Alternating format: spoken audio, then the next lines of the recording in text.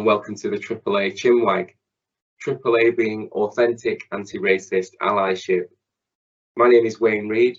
I'm from BASWA, which is the British Association of Social Workers. I'm a professional officer, social worker, and anti-racism visionary. The Triple A, or authentic anti-racist allyship, that I'll be looking at is with somebody called Andrew Thompson. You may have seen two of the previous episodes. In terms of his background, just very quickly, just to recap, Andrew is a retired specialist practice teacher in youth justice, a youth offending officer, and social work lecturer. Andrew was instrumental in developing Sheffield's Juvenile Justice and Race Panel in the 1980s, which later became integral to the development of Sheffield Youth Offending Service. I can confidently vouch for Andrew in terms of being a straight up, authentic, anti-racist ally.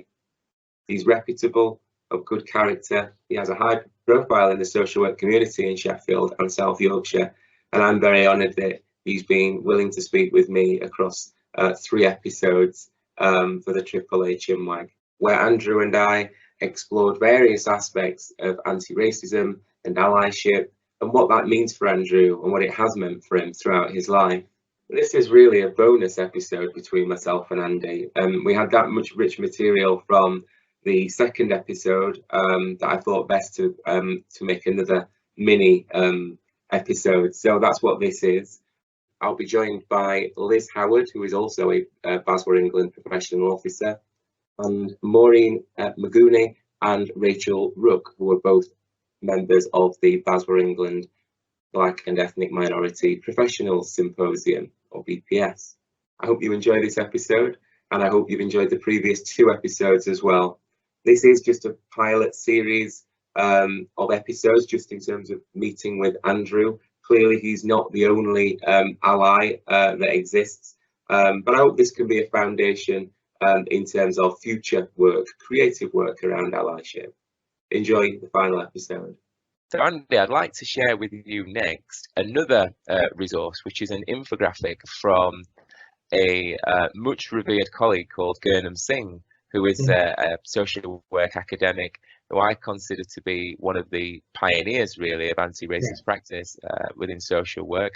I've had the honour of sharing platforms with Gurnam, and I hope to be able to do other collaborations with him in the future. So, just sharing the infographic with you. This is a representation of 4 different types of white identity. You have white supremacy, white indifference, white awareness, and white allyship. I'm sorry the text is so small, but I hope you can decipher it. I've got my glasses, Wayne. I'm all right.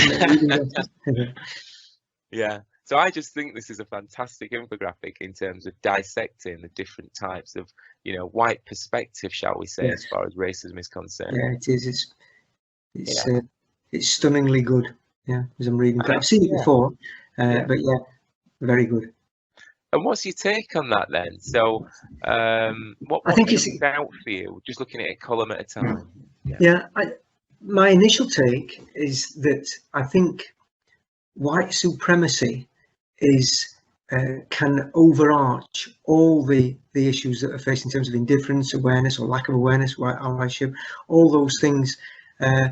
Until, and I think I said this at the beginning of today's discussion, I think it's incumbent on white people to look at white supremacy, not with a fear of that you're going to be accused of, being part of the Ku Klux Klan, which is where that term white supremacy sort of had its origins in most people's white thinking, and it's not about that. It's a political ideology based on complete falsehoods, and I think an understanding of white supremacy then leads to a better understanding without resistance to the fact that you can become guilty of white indifference, that you can lack awareness, and that you need to question that in how you act.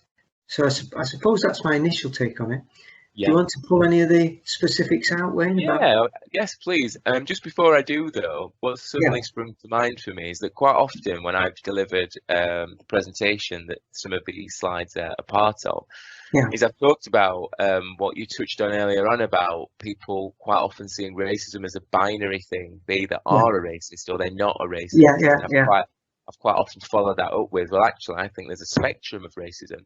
And recently somebody said, you know, you should create an infographic with that concept of it being a spectrum of, you know, racism. And I thought, yeah, you're right, I should, and I've just not found the time. But actually, I've realised that this infographic in of itself from Gurnham is actually the spectrum that I'm talking about. There potentially are other columns here and other titles that we might put in. But as far as broad overarching themes are concerned, and I think Gurnham's, you know, he's cracked it here. Gone from white supremacy to what you would hope to have, white allyship, and along that continuum. And under each heading, from left to right on that slide, under each heading, it tells you what you need to be aware of in terms of white supremacy. It tells you what that's about, where white indifference kicks in, and then where awareness takes you a bit further on, and what you're hoping for again. So yeah, it is effectively a continuum that he's come up with there, about where you are on, and it is a journey to be. You're not going to become anti-racist overnight. You're not going to become anti-racist simply by reading, nor simply by having black mates or being around black people. It's a combination of all those things, and it's a long journey on which you're never going to be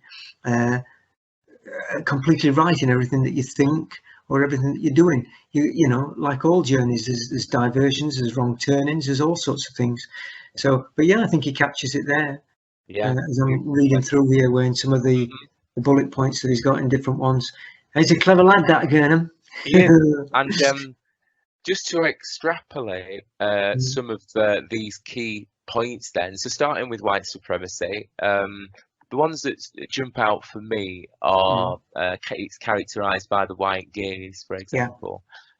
Subscription to scientific racism. I'd include medical racism in that as well. And also white privilege being rationalized as the natural order. You know, I wrote about that in one of my articles, Patiently Waiting, how in terms of sort of the monarchy, in my opinion, in this country, and not only that, in terms of social work regulation, which I've written about, how I feel that, you know, white is seen as acceptable, normal, the default position, therefore rationalised as the natural order. See what I mean? And then finally, the onus is on black people. I hear it said regularly in, it wouldn't be said in academic circles, but I hear white people talking when they're trying to explain and unpick some of the thoughts and their ideas about racism. They will juxtapose the word normal for white. And, you know, and of course, the very front of shelf thing to do is to jump down the throat and say, are you saying black people are not normal? Well, that's not what they're trying to say. They're talking about a position that is to them normal, and to them normality is white, because of the way they've been taught to think. And to start and unlearn that is you know, is a job in and of itself. But when people do that, you can then move on to the different stages. But and I think the very bottom point on the white supremacy, it's onus is on black people to accept their place. You know, if people still believe that, you've got a hell of a big job to do, because all the evidence in every aspect of society, in every Western democracy that you look at, is clearly pointing out that the place that people, that black people have been put in, is based on the lie. The Princeton professor, whose name escapes me for the moment, but he said the lie, that white people are superior, better than black people. And if you still believe that black people have to accept their place, then they should be slaves. Yeah, pretty much. And the professor I think you were referring to was Professor Gord, wasn't it? From Princeton University. And that's it exactly. And that's what I feel that column indicates really well and clearly for people. And you know, some of those narratives, some of those thoughts that people might have, I think is are indicative in social work, but also in many other professions and industries across society, really. And it's about that honesty, I guess, with people, with themselves and with those around them. Okay, so I know we've not exhausted white supremacy there, but just so we don't dwell on it, in terms of white indifference, then I see that as being more of a dilution, really, of white supremacy. That there's still some underlying, some underbelly of white supremacy, but it's maybe not as strong. There is a kind of wanting to bury heads in the sand, that type of approach, really. What are your thoughts, Andy? Yeah, I think the toleration and the fetishization that he talks about and it's still othering black people through that indifference. You're happy to make tokenistic gestures, but a refusal to take one's own complicity in overt racism. You're complicit. Yeah, I know exactly what he's talking about there. And again, I think the bottom one, if my glasses will do it, is onus on black people to build up their own resilience. Somehow, again, there isn't really a problem unless you identify it as a problem because you're black.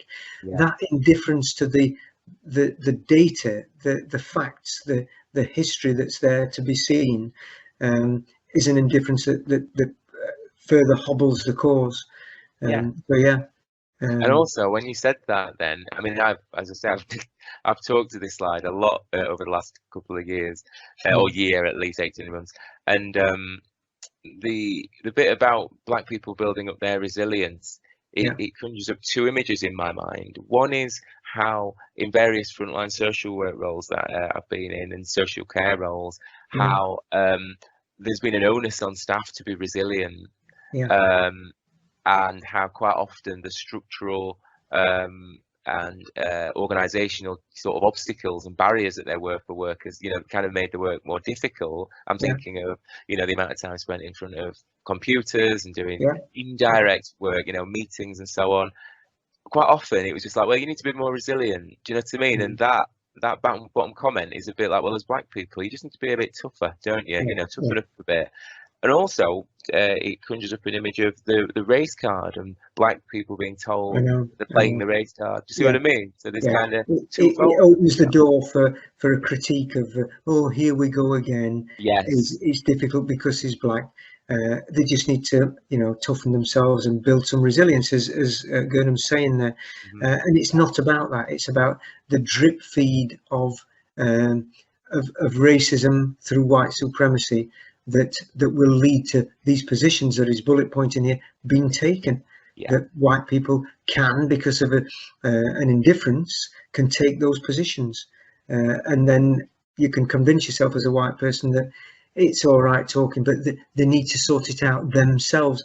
Othering is a word that I think is extremely useful in these sorts of nuanced circumstances here. And he uses the word other there as well. He does, willing to tolerate, fetishize, pity the non-white other. The others and them. And once you get to a certain point in your journey, I think, for what it's worth, you get to a certain point. I'm not going to say you don't see colour, because it's the first thing you see. But what you don't do is see people as different from you. That we are all connected, we are all one. A lot of the Eastern philosophies talk about the mind creating these differences, and I genuinely believe that we are, everything I see in everybody else I know is in myself. So I don't other people routinely. Of course, I'm like everybody. I have stereotypes, prejudices, and preferences. We're programmed, though, I would argue. But what it's about is having that authentic honesty. To sort of recognise that we're all programmed, both sides of the fence, all sides of the fence. Okay, and also just one other point on that about the tolerating, fetishizing and pitying the non-white other. For that, it conjures up images of people touching your hair without your express permission, or seeing you as some kind of pet.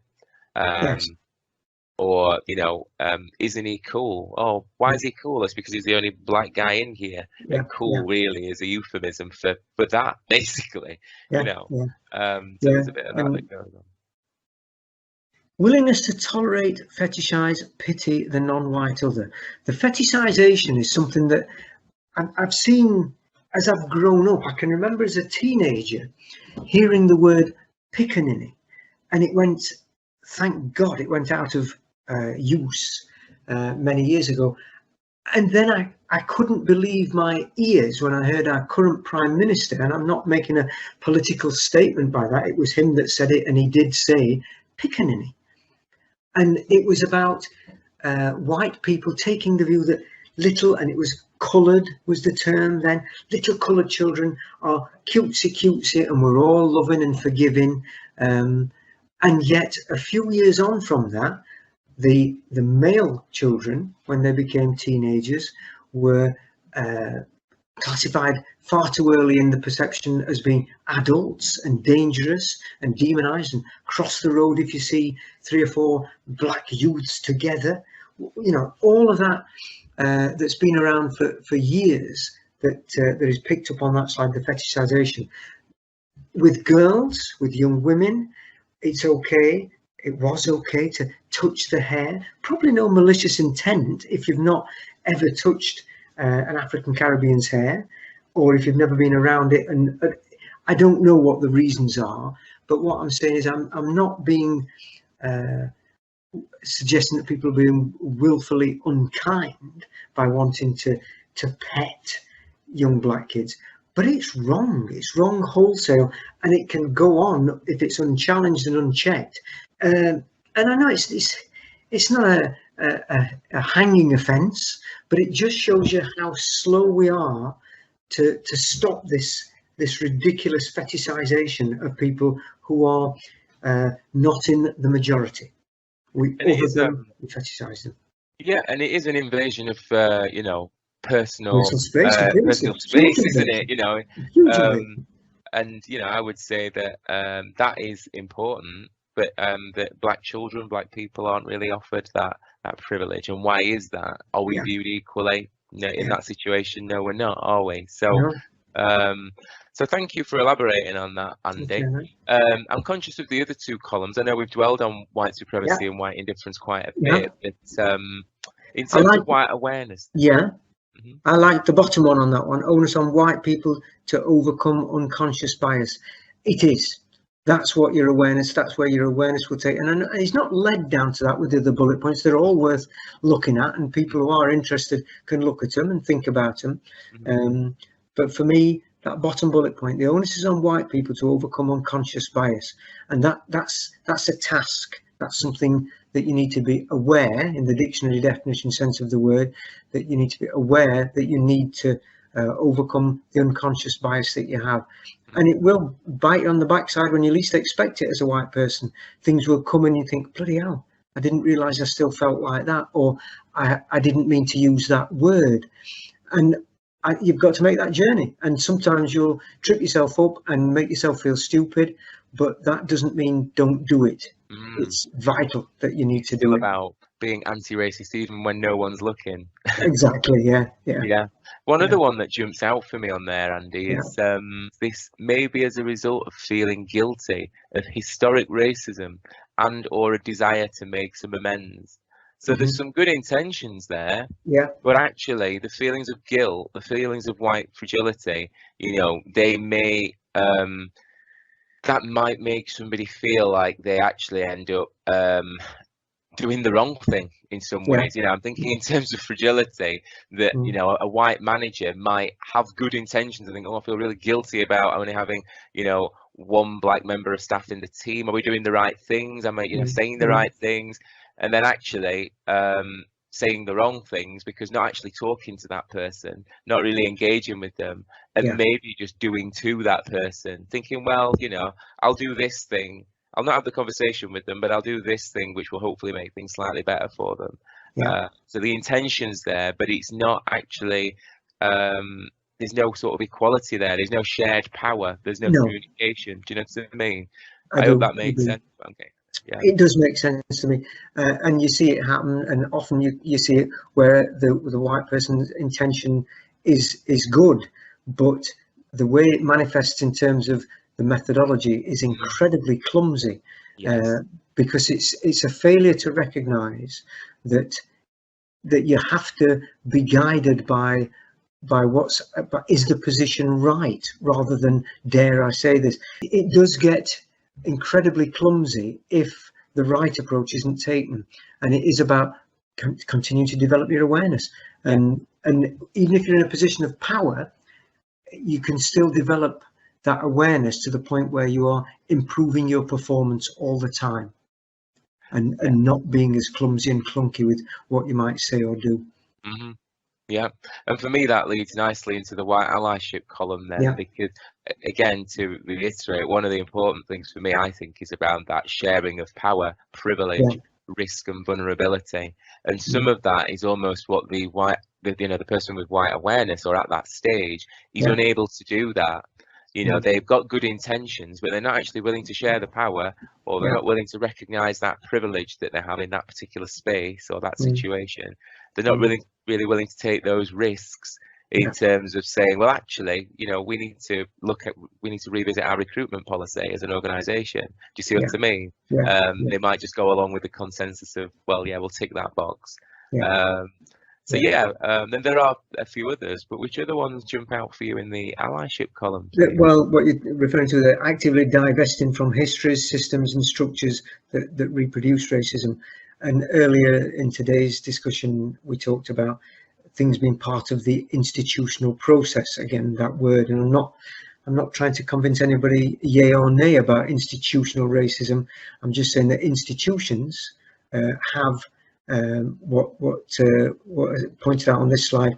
They have structures that are based on history, and sometimes you have to look at the history and think, that's unhelpful, and we have to make sure that we're not doing that.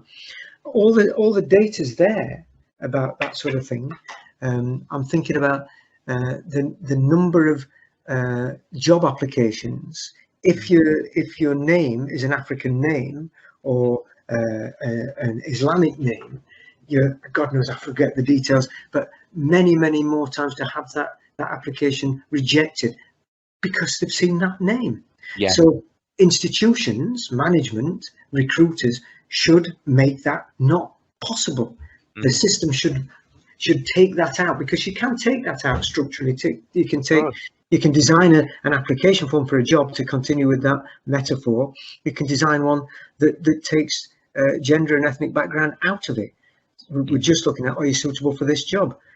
And then at interview, if they want to discuss something about your ethnic background in a way that's helpful to both parties, or shine some positive light on it, fine. But these things always get used in a structural way to disadvantage the people from the minority group, and it's racism.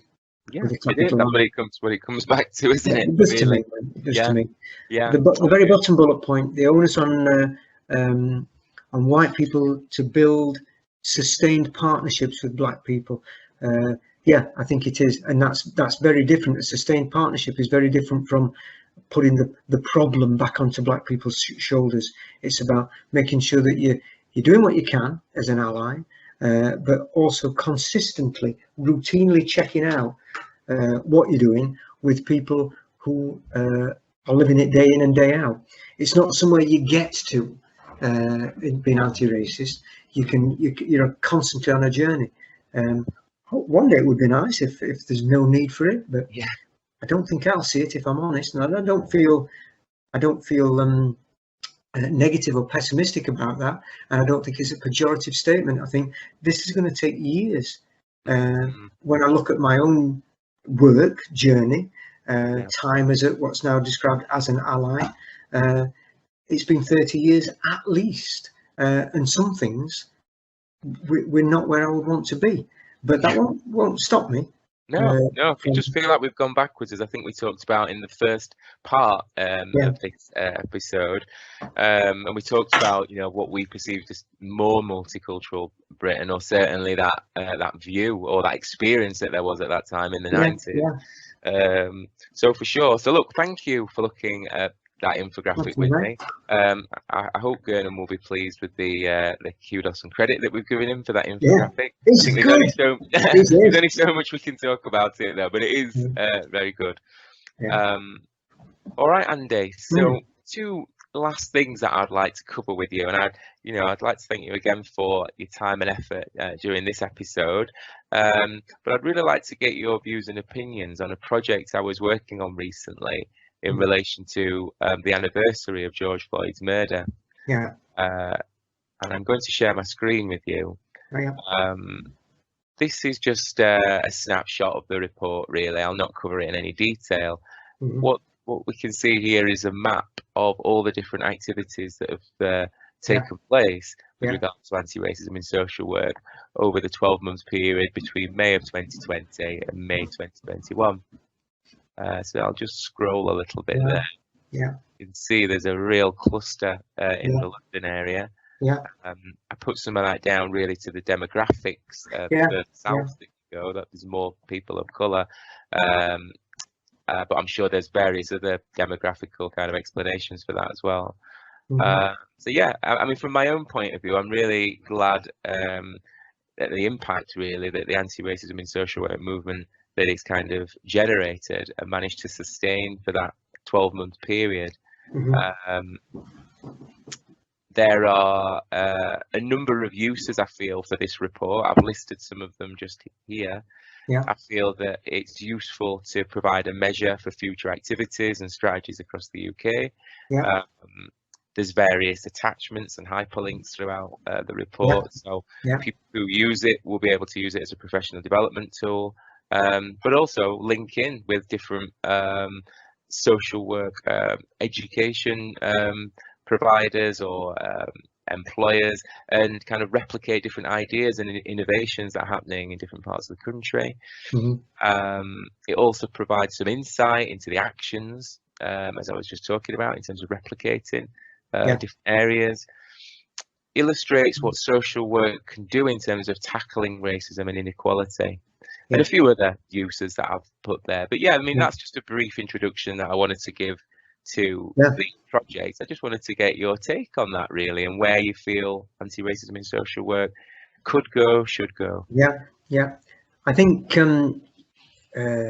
we talked earlier about the whether the governing body Social Work England are pulling out anti-racist practice specifically in their codes of ethics, codes of practice, key performance indicators, those sorts of things that are sort of within the institution of the organising body, and the importance that there is time to do that. And here, what BASWA have done, it's very clear to see from a map that it's universal in this country. That social work in this country has looked at racism and what can be done in terms of anti-racist practice within social work across the nation. And the amount you've covered in 12 months is the amount of coverage I would have only dreamed about in the first 10 or 15 years of the what was the Youth Justice and Race panel. You've been able to combine digital technology with social media, if that's, and it is a different thing, to raise people's awareness, to give people access to information. Nobody has the excuse that they've not heard about these things. If they've not heard, it's because they're not listening. If they've not seen, it's because they're not looking. And I know there's the old adage about there are none so blind as those who do not wish to see. But if you're a social worker, white or black, and you think that there is something to be done where you work in terms of developing anti-racism, and that doesn't mean that it's going to dominate your daily work to the point of pushing other things out. But if you think there's things that need to be done, you can look at this map, you can look at the what the work pieces are that have gone on, and you can cross-refer, and you've got everything there to deliver training, to put things into team meetings, to send people, to print things off and hand them out to people, take them to your service users. The resources that are there from an intelligent use of contemporary communication systems, it's a microcosm of the Arab Spring. It's the internet and communication doing what it should be doing, saying, look, think, all of you, here, you can see this, you can think of it. Everybody's walking on with a phone in their hand, they can do these things. There's no excuse, and I think that's what that tells me.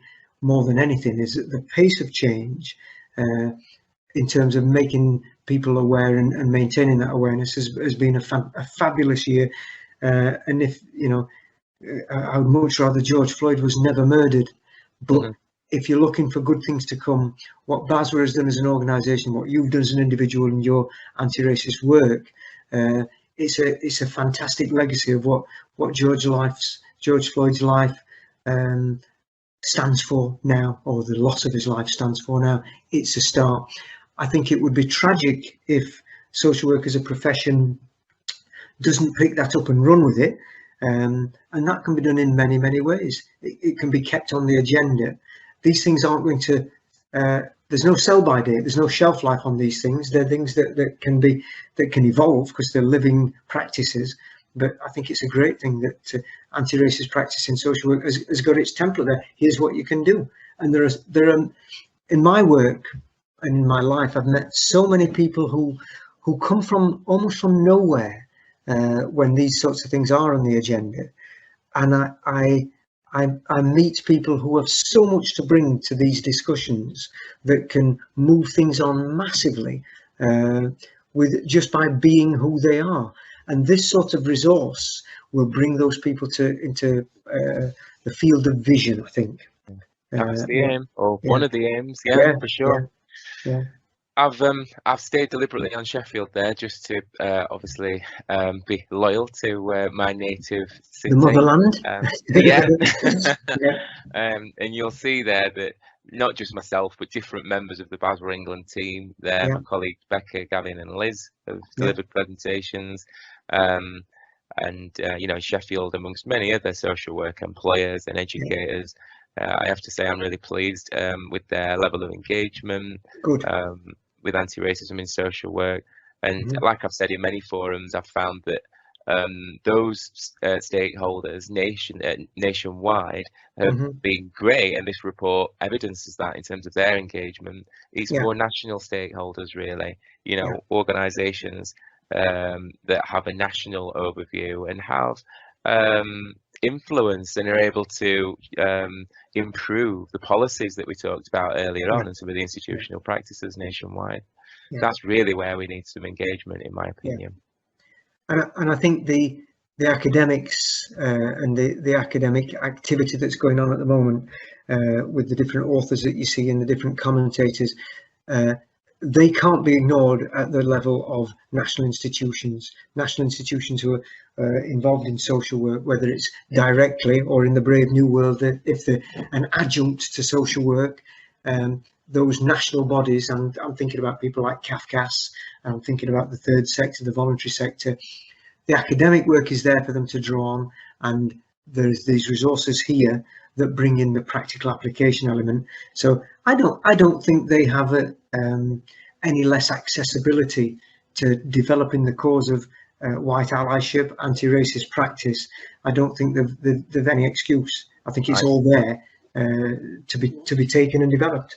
I really appreciate all of your input here and some of the light that you've shed on certain experiences from your perspective, from an allyship perspective. My final question for this episode is, how do you recruit allies, if recruit is the right word? How do you, as an individual, try and get people on board with your views around race? In an holistic sense, now I'm retired and not doing anything to do with social work, I would hope that in any sense, whatever I'm doing, wherever I am, I hope that I can model a type of behaviour that is about inclusivity and not putting myself above anybody.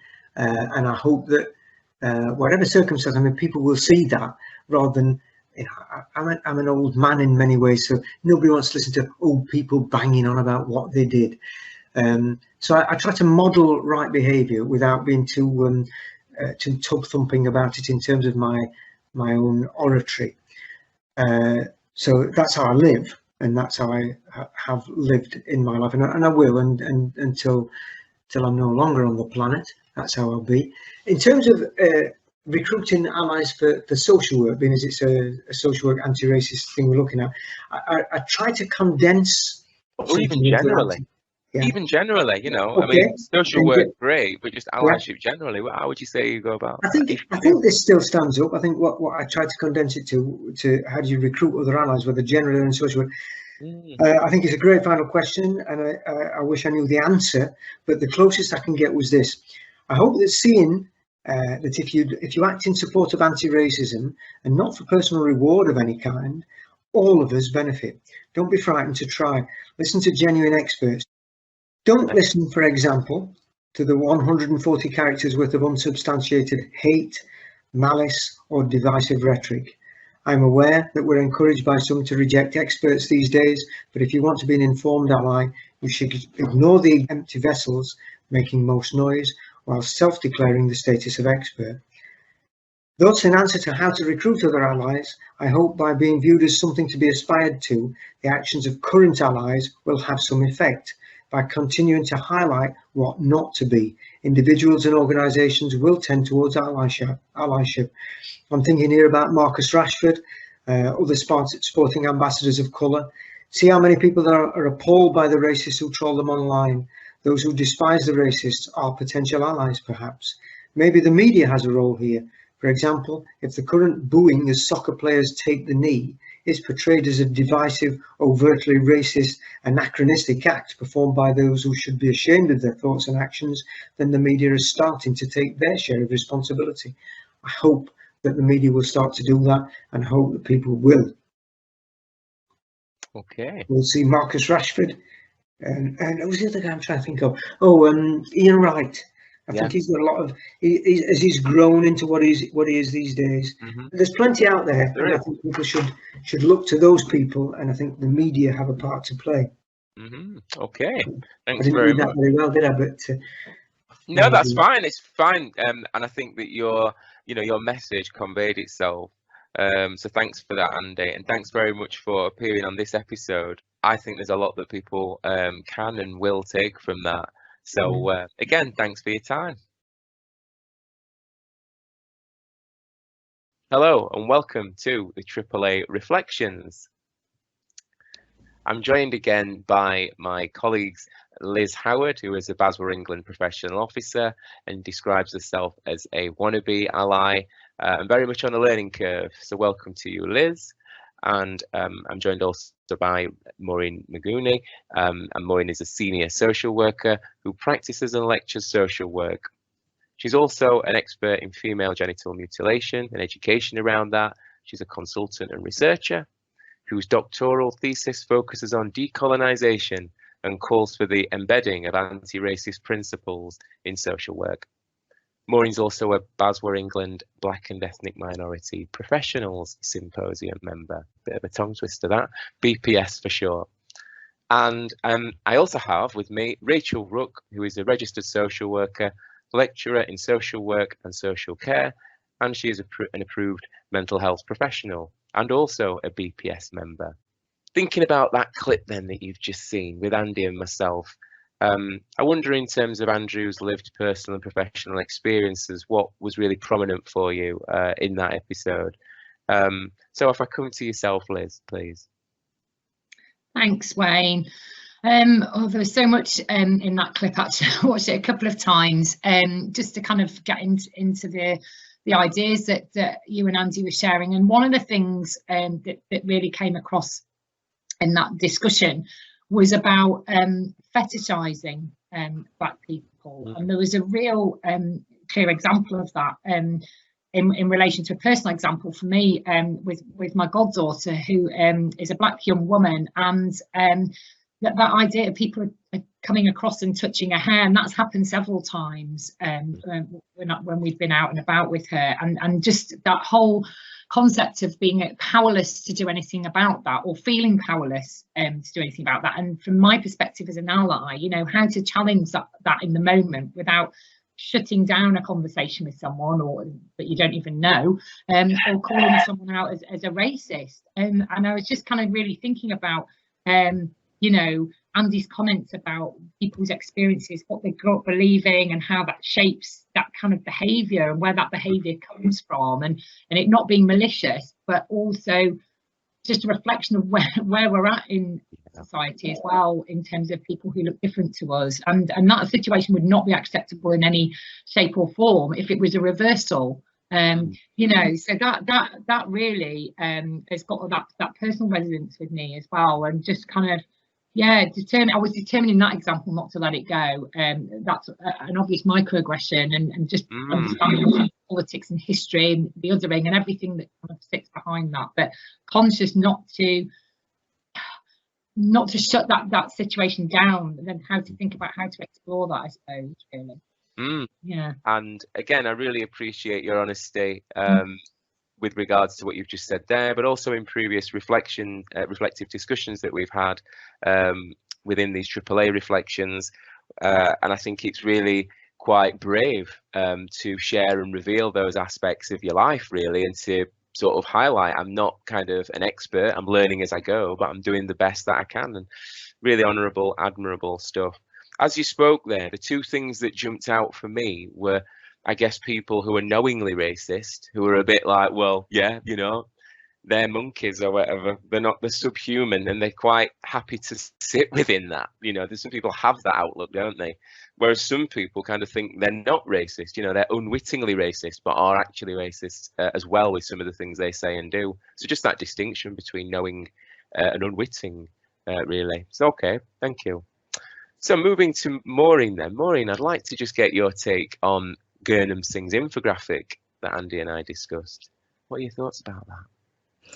Wow, I really like it. I think it's so powerful. I mean, for me, it actually answers a lot of questions that I've had. How do I explain to someone that, you know, just because you take me to the office in private and tell me that you understand, you know, it's not enough. I want you to do that in public, challenge someone whilst they're saying something, you know, which is out of order to me, so that, you know, you change their perceptions. So that infographic is really powerful in the sense that it kind of shows that journey. And as Andy says, it is a journey. You know, I see it as a feminist. I see, you know, the white gaze when I work with women who say, oh, well, all women, but then they then fail to believe say Black women, when they're talking about the barriers, they can't connect to a Zoom meeting because they don't have the technology, not understanding those nuances, but yes, you know, kind of looking at things from their own understanding.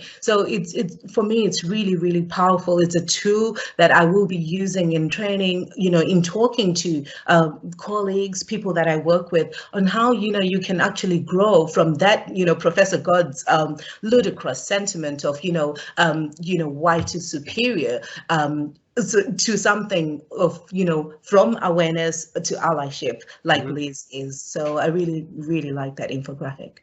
Oh, thank you. Okay, and hopefully Gurnam's watching and is able to accept that credit. And Rachel, I'd like to explore with you your views around the anti-racism in social work activities between 2020 and 2021 report that I authored for BASWA, that myself and Andrew looked through in that clip. I just wondered if there was anything that jumped out for you, and how, you know, that relates to your own experiences where you are in the Northwest, I believe. Yeah, so it's just great to see the efforts of everyone involved in one place. Really, I think it's a really good tribute to where we are at the moment, and a sign that there is a concerted effort, even though, you know, we might not all know each other, but, you know, that there is certainly a likeness of thinking in terms of anti-racism in social work. Of course, one of the things that I noticed was the reference to the BPS group, of which I'm a member, and you know, through being a member of the BPS group, being aware of the BPS group, I was able to, with the support of my colleagues, was able to address certain issues that there are in higher education. We know that there is an attainment gap between the percentage of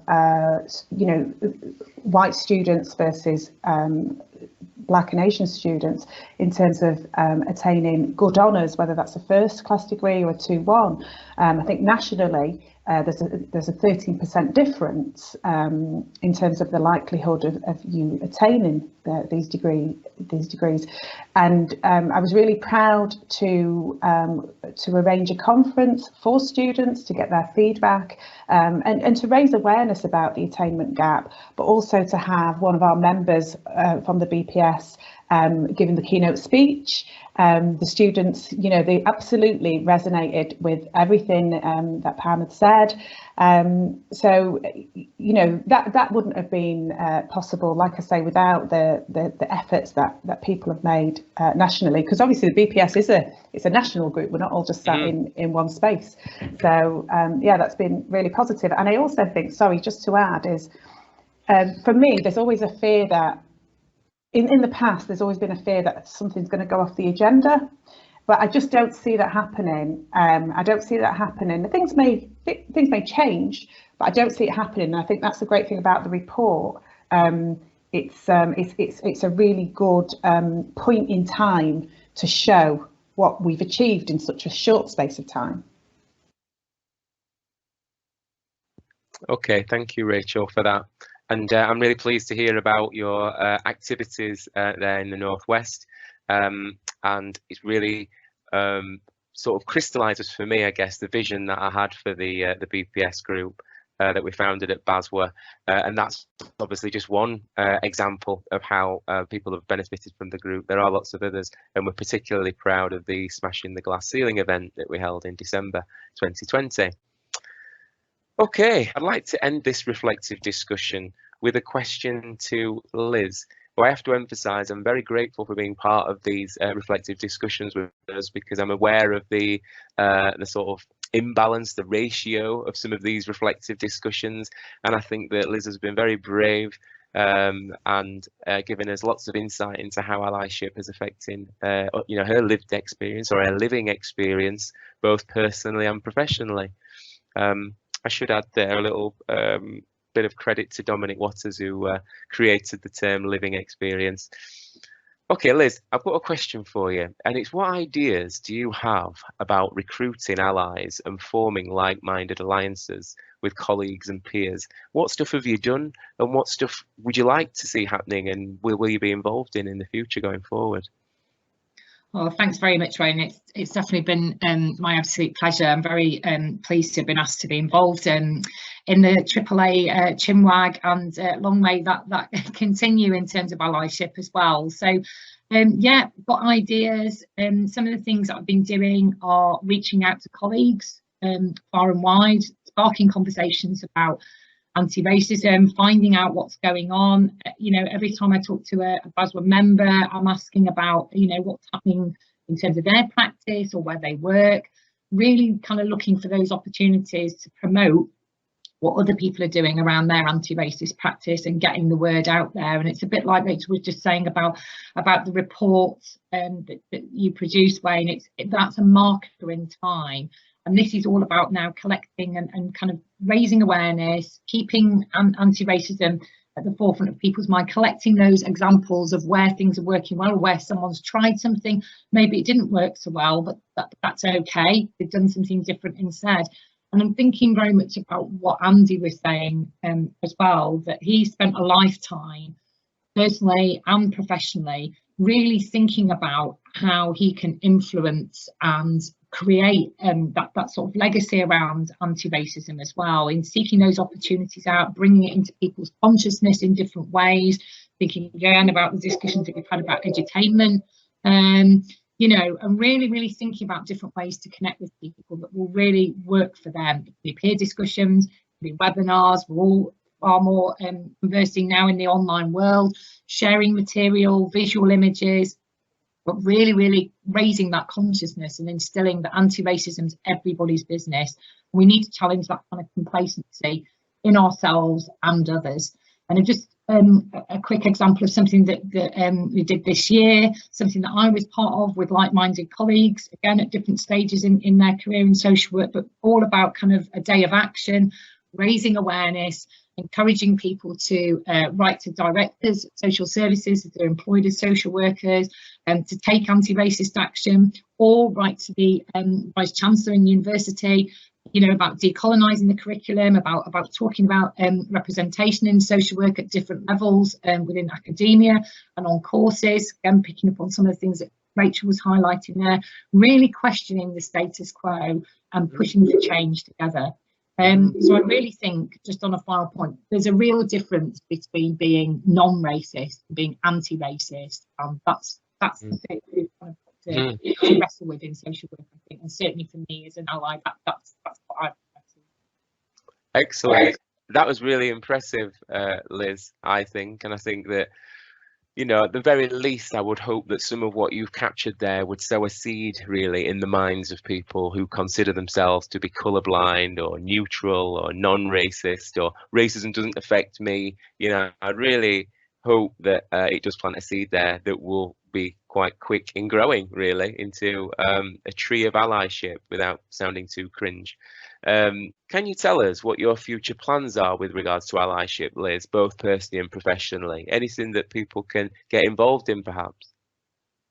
Thanks, Wayne. Yeah, great question. Yeah, lots happening in my head, and lots hopefully going to be happening in practice as well, because I'm really keen to be able to establish a network of allies up and down the country, because I think it's really important that we are connecting what people are doing and that we're sharing that with other people, and that we're also supporting people that are doing things a bit different, that are trying different things, you know. And also I think it's important because things might not quite work out, and we need to be able to learn from that, I think, as allies as well, because we don't want to be making the same mistakes over and over again. We do need to create that kind of safety, but I just think there is a real need for that, and I think there's lots of people out there who are trying to do things on their own or within organisations, and I think having that connection, particularly social workers as well, is really, really important, and the support as well, and to be able to kind of really learn together and grow as a profession, a bit like you were saying about the tree as well. And yeah, so that's the kind of idea that I've got going forward. Okay, thank you very much. And I would imagine that vision that you have around allyship will be universal in terms of allyship, not just specific to race, but I guess relevant to all protected characteristics. And yes, there'll be some nuances. It's not about a one-size-fits-all approach, but you know, there will be some common principles that maybe can be applied in different ways in terms of allyship. So I think that sounds really exciting. And again, I salute you for everything that you do with that. The key aims and objectives really of this series were to analyse the lived realities of an authentic anti-racist ally who was Andrew Thompson, and I hope that you agree with my assessment. We also aim to consider the personal and professional aspects of allyship, which I think we've done from both Andrew's point of view, and also Liz has been honest and kind enough with us to be able to share her personal and professional insights as well. We aim to highlight the core social work values and ethics. We've had lots of discussion about anti-racism in particular, but also about anti-oppressive and anti-discriminatory values and ethics and their real life application by Andrew. We've also wanted to showcase inspirational examples of anti-racist allyship. Andrew talked about different life experiences where he'd worked with boxers in his sort of boxing stage of his life, where he'd worked with students, and you'd work with young offenders. We also heard from Liz inspirational examples of her activism, some of the work she'd been involved in professionally, but also in her own time. I really hope that the Triple A Chinwag motivates stakeholders and partnership organisations to take action. That's what this is about. Not really getting it right first time, because that's not realistic, but about committing to refining that action and finding ways in which to make that work. I hope that the Triple A Chinwag will support and inform social work policy, practice and education. Okay, so that is the final episode of the Triple A Chinwag and the Triple A Reflections. A special thanks to my guests, Liz Howard, Maureen Magooney and Rachel Rook. I'd like to say an extra special thanks to Andrew Thompson for everything that he's invested. Thanks again to my special guests, Liz Howard, Maureen Magooney and Rachel Rook. Many thanks to Andrew Thompson, of course, for his valuable insights and contributions over 3 episodes. My name is Wayne Reid, and you've been watching the Triple A Chinwag. All the best.